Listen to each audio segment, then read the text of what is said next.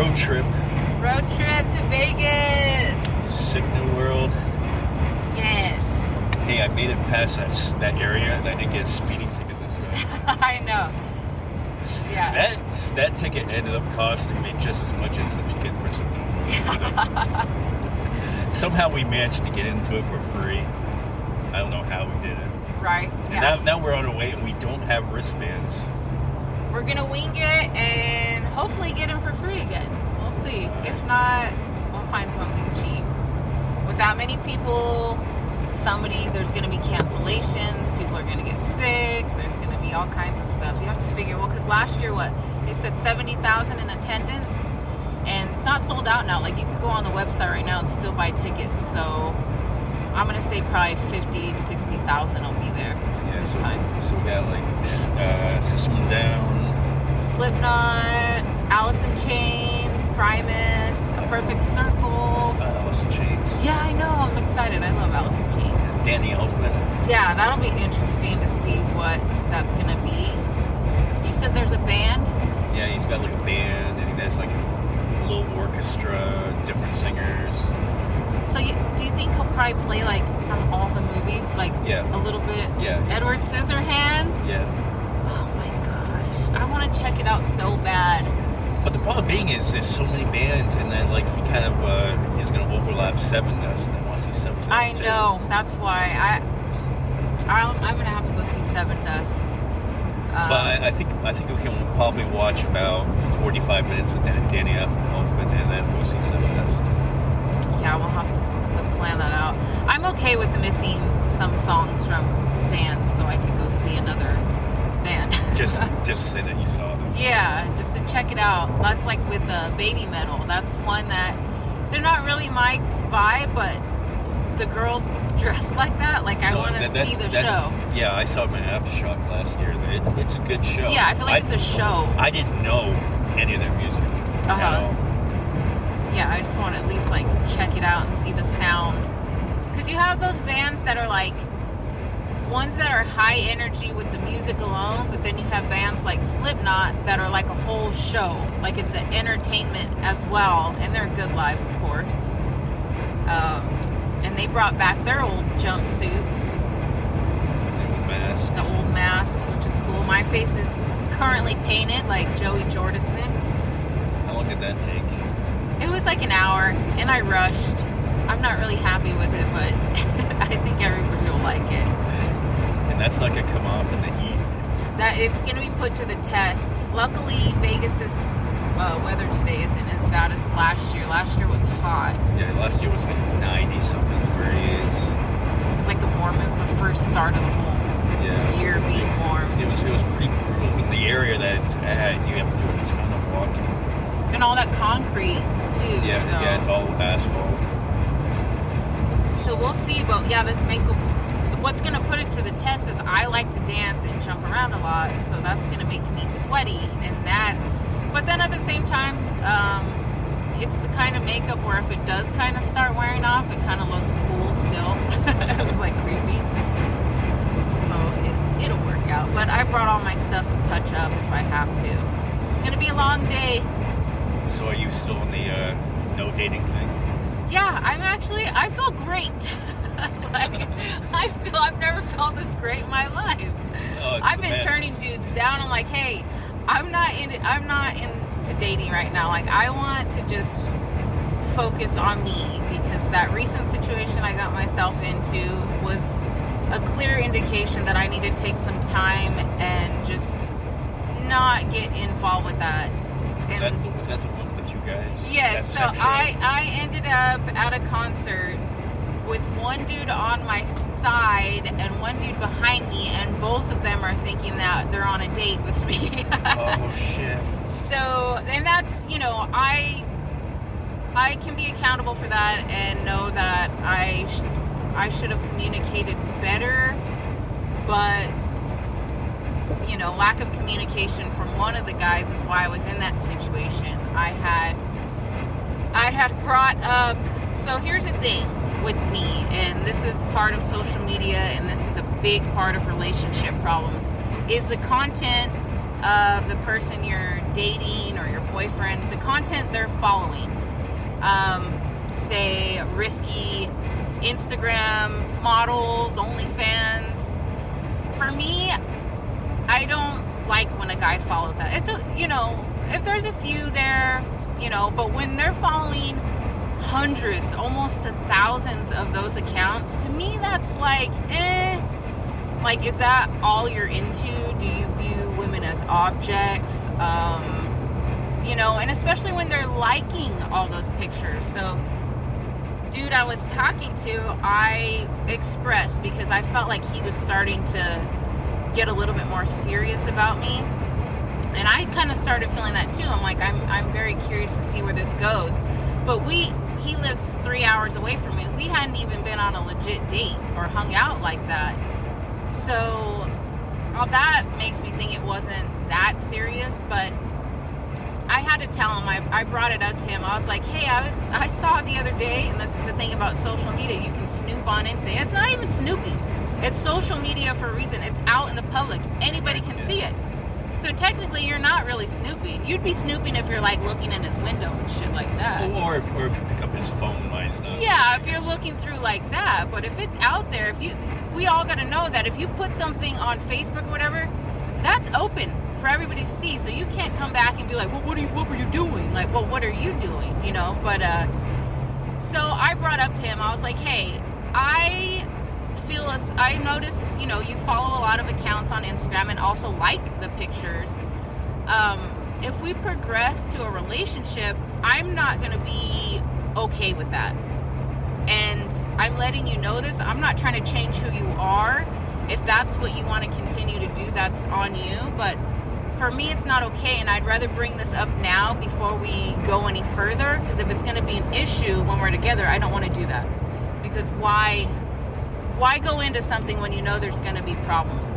And he automatically tried to say like, well, I feel like this could be your insecurities, or now I'm going to have to pay because of dudes in your past. And I'm like, no. I was like, this is just how I am, and I know what I want. And I'm letting you know this beforehand so we don't go any further. So he pulled back from that.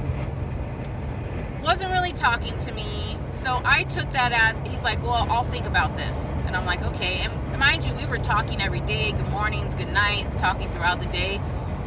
That stopped happening. So in my mind, I thought, okay, he probably didn't like that. So, he moved on. Yeah, like he's losing interest, and I was like, okay. So he was mildly ghosting you? Yeah, the dynamic changed. Granted, he had just got into a car accident. He was taking muscle relaxers. Still, that's not a reason for a total lack of communication. He could have been like, hey, I'm all pilled out right now. We can, like, talk about this another time. Or at least, let me know, like, what you said didn't push me away. Anything. Communication. Right. I think we've said that before. It really just takes, 5 seconds. Hey, not really feeling that great. Hey, I'll talk to you soon. Yeah. I'll hit you up tomorrow or whatever. And when you care about somebody and you care about how you make them feel as well, you should be thinking about them as well. At least that's how I am. Yeah. Like I don't want to make them feel like I'm like just bailing on them. Like, so let me say a little something. Yeah, like if I'm seeing somebody, I always be sure to send like good morning text or something. Yeah, and when it just dies off like that, you're like, okay, there's a shift here. There's something going on here. And that's what I don't like, when you have to sit there and try to guess and decode people's behaviors, because it's like, but it's pretty clear. That's how I take it these days. I don't try to decode anymore. If you're not writing me, okay, then. So anyway, so in this time that I'm not talking to him, this other dude swoops in, and this dude, mind you, he's telling me like, you're always gonna know where I stand with you, and I'm like, okay, so it's making me see like the other guy, okay, like the other guy's got lack of communication, and this guy's just, he like knows like what I need and want. But this guy is a little rushy. We got one of those anxious, wants to speed everything up. Yeah, next thing you know, you're in the well, put the lotion in the basket. Yeah, exactly. This dude's trying to buy me gifts, soon. He's like, hey, I just ordered you something. It's at the Amazon pickup thing. And I'm like, whoa, okay. Like, which could be love bombing, but, you know, who knows? So anyways, our original plan to go to a concert, the dude couldn't make it. His van couldn't make it. So I didn't have a ride to the show. There was a group of us going. And the dude that started talking to me, he's like, oh, well, I can go with you guys. I'll drive. Now, to give a point of context here, he lives in Vegas. Yeah. And the show was in Phoenix. Yeah. For him, it's a 5-hour drive. Yeah. So I was like, are you sure? Like, you don't have to. I felt bad. I'm like, you don't have to do all that. Like, we can figure something out. We were going to get a rental. He's like, no. He's like, you know, I want to. He's like, I see you're all stressed out about it. Like, let me help you out. So I'm like, okay. But the thing about me is I'm very open and honest. So I was letting this dude know about the other dude, everything that had gone on. I'm like, I'm feeling bummed about him. Like, he's not communicating with me. Like, I was starting to feel things for this dude. So we'll just call Vegas guy. Vegas guy was informed and knew what was going on. So to me, I don't think he thought we were going on a date. He knew I had kind of already had a date with somebody else, but I thought that date was over since the dude stopped kind of talking to me. So anyways, I get to the show and I'm hoping not to run into Phoenix guy. But it's not a big place. Yeah, it's a small venue. I'm trying to hide off into the corner and Phoenix guy sees me. He's like, hey, what's up? And then he gives me a kiss on the cheek, and then the other dude's standing right there, and it was pretty awkward. Yeah, so I'm like, oh my God, this is weird. I've never been in a situation like this. So once the band came on, I just started jamming, and I went off and blocked all that shit off as much as I could. But because of this whole experience, I took a step back, and I was like, I don't think that I need to go put my focus somewhere else because... And the guy that gave me a ride was pretty pissed.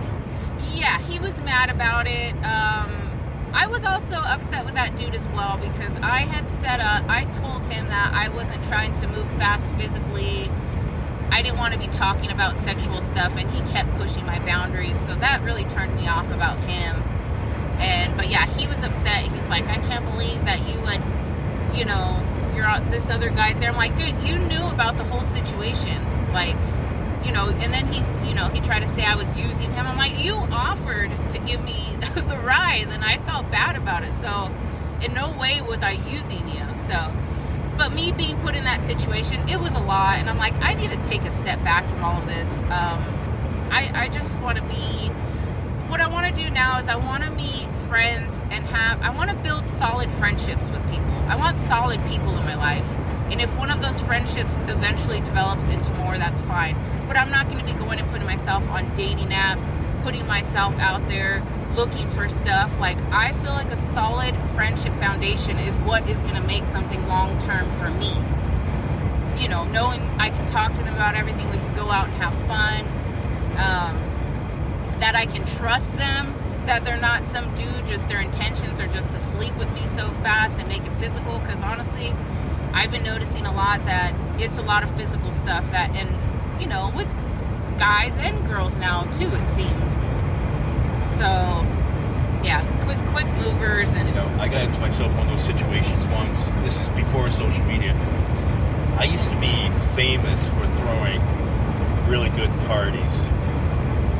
I'm an introvert, but I used to throw really good parties. Dang. And it was me and my roommate, our birthdays are a day apart, so we'd always throw a party.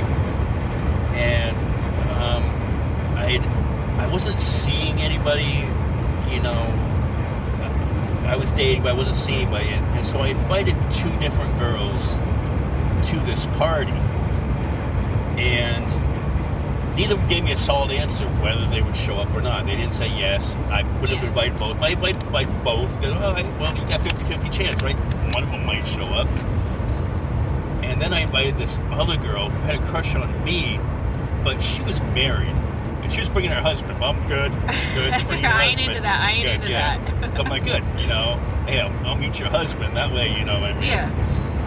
me and your husband will become friends and, you know, whatever. So both girls show up, and of course, both girls get mad. Oh, of course. And I'm like, well, I didn't know. And, you know, it's not like we're dating anyways. I think I'd been out with each of them once or something like that. Right? It's not to that exclusive point. Right. So they both get mad. They both leave. So now I'm stuck with the third girl and her husband. And again, I throw good parties. Didn't matter. I remember there was this little. This is when I had long hair. And there was this little short girl that delivered parts to the business me and my friend worked at, and she always liked to play like a tough person. So like, she goes, when I was in my living room, she goes, "Get out of my way." I'm like, "Oh, what are you gonna do about it?" And as my friend described it, she goes, "I don't know, she just bent over, she charged at you like a bull, and all I saw was hair and elbows." I was lying on the floor. Damn. And she was cousins with the other girl that was the married girl. Oh. And again, it was a really good party. We wake up the next day, and must have been drinking a beer, and on the opening up a beer, I must have cut my thumb. Because I wake up the next day, my hand and arm are covered in blood. And I'm like, what happened? And the girl and her husband are there, and her husband's still asleep, and she'd gone to bed early or passed out early. And she looks at my hand and goes, "Did you two get into a fight last night?" I'm like, "I don't think so." Yeah, I got into a fight. I don't feel like I got into a fight. And then, such a great party. Then we had like 3 of us that lived in the house, and the guy that owned the house came out. Goes, "Which one of you ate my Cheetos?" And I'm like, "I don't even eat Cheetos." And goes to this other guy that's passed out on the couch. He goes, "I don't know what you're talking about, man." And his hands and face were just Cheeto dust. Yeah, you can't hide that. Oh, those were the days. That's when people threw parties, man. It's a different time. I'm always talking about this. It's a different vibe, different scene, different time. Things are so different now. Now, like, you don't even want strangers at your house. Yeah. You can't trust nobody. Oh, I'm that way now. Yeah. Now Like back in the now, day, think about it. Oh, bring everybody, bring your friends. Now you got to be like, I don't want just anybody up in my house, because people are dumb, and there's thieves, and there's, no. Well, these days, back then, I would never really have a problem with people, you know, because my parties were known to be epic, that if you showed up, you were leaving your keys, like, here, the keys go in this, you know, in this candy bowl, and you're not getting... Like, you'd be you're safe. Yeah. Yeah. That's how it should be. So... Different times. Different times, yeah. Wish it was that way again. But, I mean, it could be. I mean, like, you could get off social media. That's what... Exactly. Like, that's how I've been feeling lately. I've been on social media just because I was looking up tickets for this festival and all that, but once the show's done, it's been over a month, and I'm liking how I'm feeling. And it's become the norm. When everything becomes the norm in society, everybody like feels like that's what they should be doing, instead of being like, hey, do I actually want to be doing that? Like, when I would wake up in the morning, I would just start scrolling on Facebook, and sometimes it'd be like almost 2 hours later, and I'm still laying there looking at what people are talking about, and I'm like, I could have got up, did some yoga, did whatever for me, and just... Yeah, I think about all the time that's spent on there. We're just in people's business? Yeah. Like, no, I don't like it. Yeah, I don't like that gossipy thing either. I mean, I really don't put my drama out there. Mm-hmm. And there's times when you see people's drama on Facebook, I'm like, why in the earth would you put that out there? Right, and I know me, and I know I've been looked at like that sometimes. I think for me, I've always done stuff because I'm thinking about how it could help people out. Like, well, that's different. Yeah, I went through this experience, and look how I'm getting through it. Like, if I can get through this, somebody somebody else. It's more inspirational, the intention of my post. But, you know, there's been times where I posted something and, like, later in the day I'm like, I'm going to delete that. Because I feel like I put a little too much out there. And, you know, you think about that. First thing in the morning, you log on and see stuff like that, like people's drama. I feel like that energy can get put onto you. You know, or if you wake up and see something you don't like on there, that's going to set the tone of the rest of your day. So why? I'm like, no, I'm just going to go outside and I'm going to set the tone of my day. Like, see, I'm really good at, because music is if I'm really feeling something a certain way, and I think of a song that just fits exactly what I'm feeling, I'll post that without any context. Saying anything, yeah. You know, and like, all right. And you might have someone like reach out to you and go, hey, doing all right? Right. What's up with that song? Right. It seems a little sad. It's a little low. But music, that's one thing I love about music is I feel like that's been a consistent thing for me, and that's why I love it so much. And these shows and like bands that are playing tonight at Sick New World, like they're older bands that when I was in high school crying, I was resonating to a lot of that song. A lot of metal songs are about feelings and hurt, and we can resonate to those lyrics, and that's what draws us in. Like, hey, I'm not alone. I'm not going through this alone. Somebody else knows how I feel. And that right there, that's a connection. And when you feel like you have that connection, it's, even if it's just music, like those artists, like we develop a connection with them. And I think it's great, like bands like Godsmack and their Scars Foundation, and now they get up and they openly speak about their struggles. Yeah. Right before, it would just be in their music. And you could tell they're going through something. But then you have the stuff like what Chester Bennington and Chris Cornell went through, where you could tell they were in pain. But they didn't really talk about it. Right. And they didn't try to reach out to people and say, hey, this is what I'm feeling. And if you feel this way, maybe you should speak to somebody. Right, and I love that. I love artists like that. You know, David Draymond's always been run from Disturbed. He's always been vocal about, like, we all came here together, like, or those artists that say, leave that shit at the door, come in here and have a good time, because we're all going through shit. Life's hard.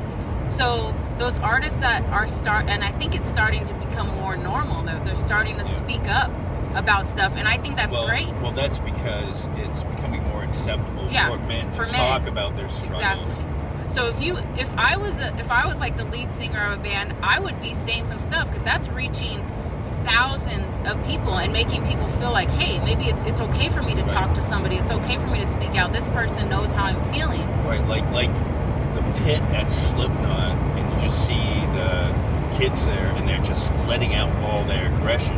Their aggression comes from somewhere. Yes, and for me, like, I am one of the most laid-back, chill people that I know, but at a metal show, there's something inside of me that comes out, and especially, like, in my teenage years, my early 20s, it's some kind of, I don't really want to say aggression or anger, but maybe it is. Maybe it's feeling hurt. For me, it was always feeling hurt from people, like, oh, I'm always getting hurt, I'm in pain.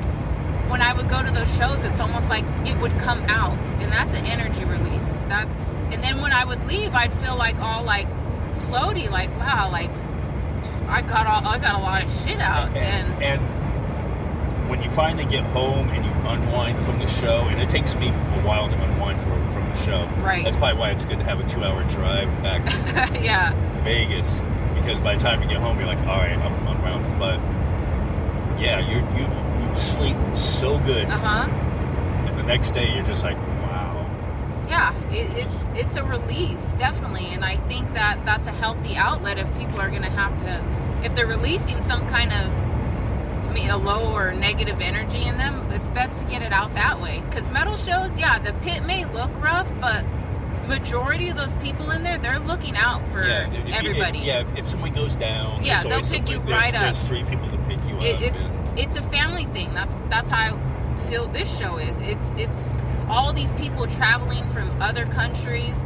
We're all going there to see the same thing, and we have such love and passion for these bands, obviously, because if people are paying that much for a ticket and flying in and spending that much money on it, you know that there's passion there. Yeah, isn't it weird? Like, I can go to Walmart and there can be like maybe 30 people in the store, but depending on how I am, I'm like, oh, that's 2 people here. I need to get out of here. Yeah, Anxiety. I avoid Walmart in the daytime. I go late at night because I can't. There's all different kinds of energies going on. And always when I'm in that store, somebody's angry about something. Like, you hear them, you overhear it, like, oh shit, they're going off on the cashier or somebody's.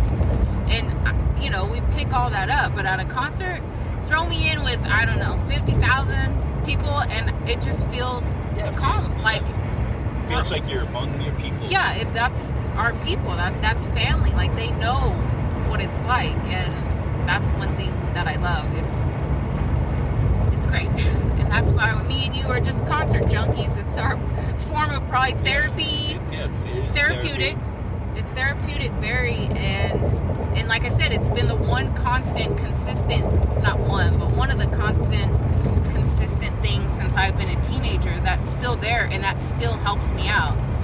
All the times when you feel alone, everybody can relate to music. Music brings people together, and I think that's such a beautiful thing.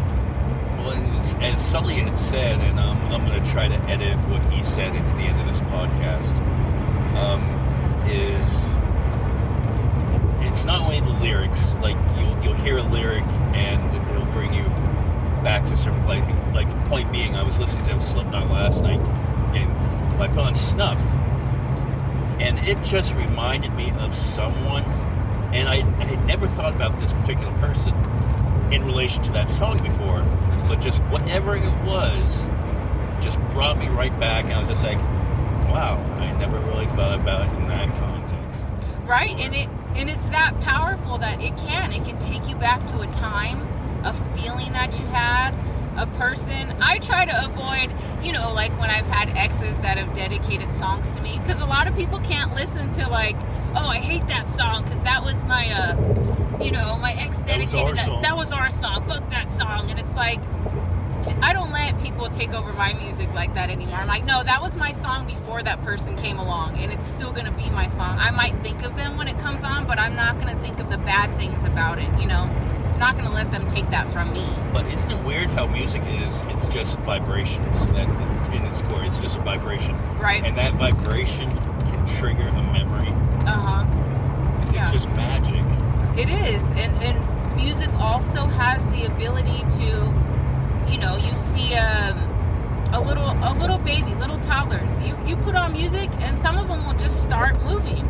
You know, they don't know. It's just, that's how touching it is to a human body. It can move you. It's a sound, but your body moves with it. That's that frequency. That's that vibration. That's that energy. And I love dancing now. I used to be embarrassed to dance. There's a lot of people, they got to be drunk to dance or something like that before they loosen up. And I used to be one of those people. I was like, hey, if you ever see me at the bar and I'm on the dance floor, that means I am tore up. If you ever see me dancing, you know I yeah, am like just you've had wasted. Yeah, he went hard tonight. And I used to be like that too. And I think a lot of that is because we care how we look to the outside.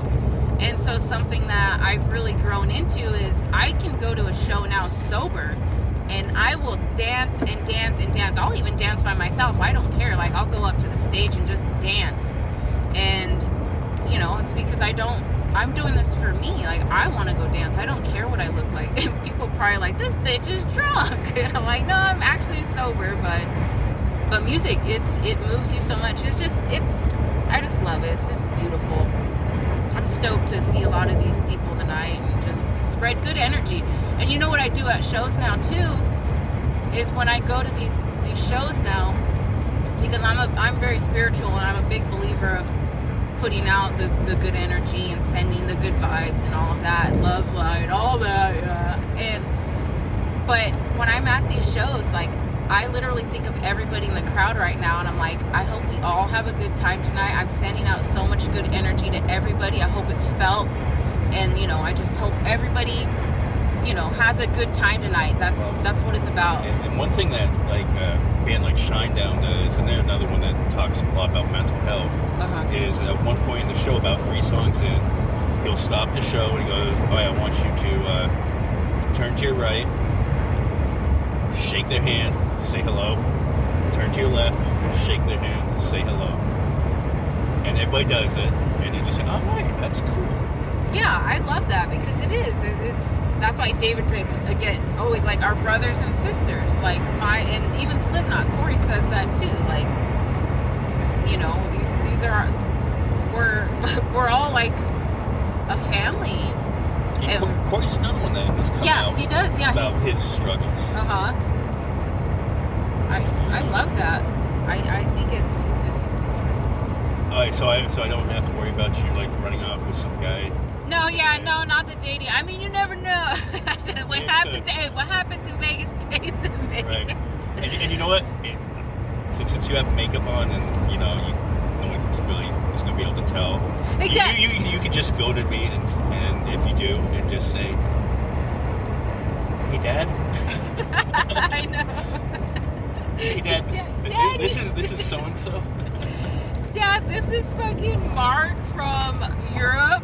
We just met. We fell in love.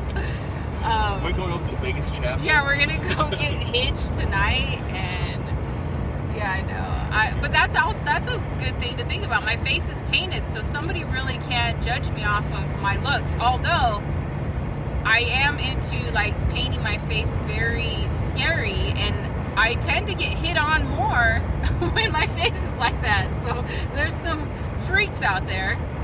They're like, "I bet you're so pretty under that." It's like, I mean, I don't know.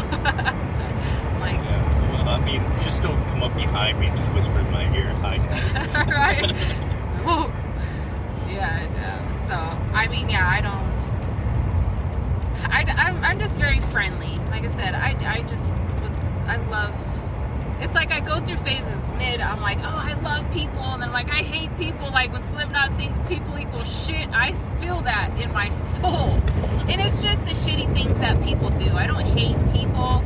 I just don't like how they behave sometimes, and we all can relate to that, like how we're treated. I just wish people weren't treating people like that. But again, that's how it is in life. That goes back to like social media and certain political figures that we have.